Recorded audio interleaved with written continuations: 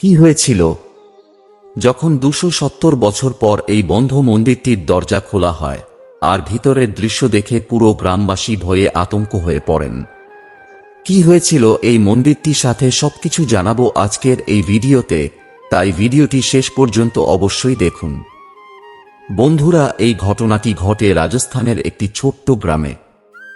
এখানে এমন একটি মন্দির রয়েছে যা 270 বছর ধরে বন্ধ হয়ে আছে। কারণ জানতে চাইলে সেখানকার স্থানীয়রা বলেন যে এক সময়ে এই মন্দিরটি পুরোপুরিভাবে খোলা ছিল। এই মন্দিরে ভগবান শ্রীকৃষ্ণ আর মা রাধারানীর সোনার মূর্তি ছিল।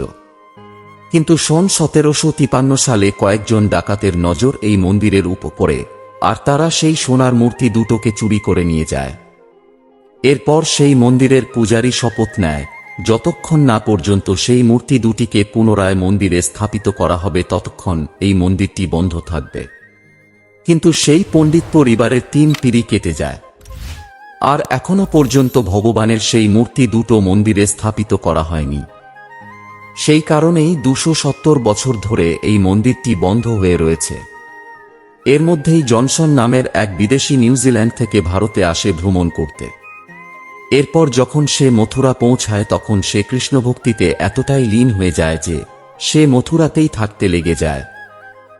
জনসন মথুরা আর বৃন্দাবনে থেকেই দিনরাত ভগবান শ্রীকৃষ্ণের আরাধনা করতেন। একদিন তার সাথে এমন চমৎকার ঘটনা ঘটল যা সে কল্পনাও করতে পারেনি। একদিন রাতে জনসনকে স্বপ্নে ভগবান শ্রীকৃষ্ণ সাক্ষাৎ দর্শন দেন আর বলেন, মহানগর মুম্বইয়ের সমুদ্রের মাঝে তুমি একটি লেবু ভাসতে দেখবে। সেই লেবুর নিচে গভীরে আমার আর রাধার মূর্তি রাখা রয়েছে। তুমি সেই মূর্তি দুটোকে সেখান থেকে বের করে রাজস্থানের সেই গ্রামে নিয়ে যাও।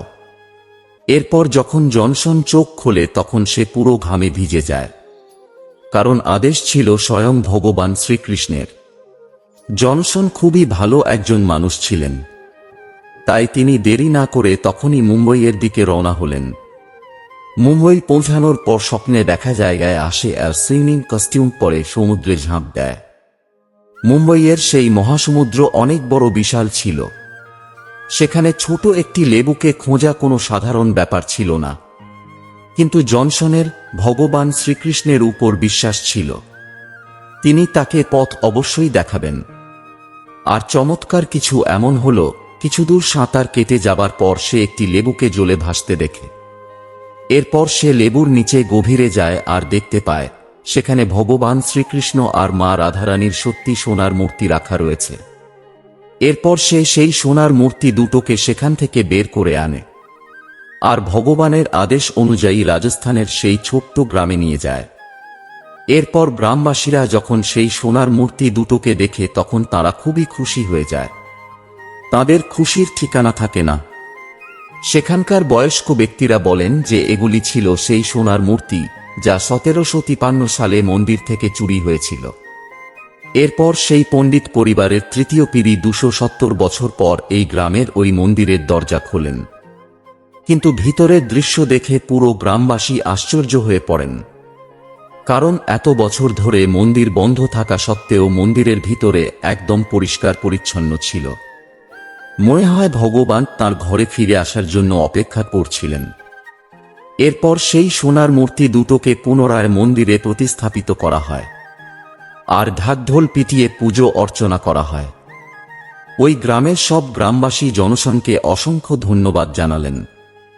তো বন্ধুরা, এই ঘটনাটি নিয়ে আপনাদের কি মতামত অবশ্যই তা কমেন্ট করে জানাবেন। আর শ্রীকৃষ্ণের ভক্তরা কমেন্ট বক্সে পুরো শ্রদ্ধার সাথে লিখবেন, জয় শ্রীকৃষ্ণ, রাধে রাধে।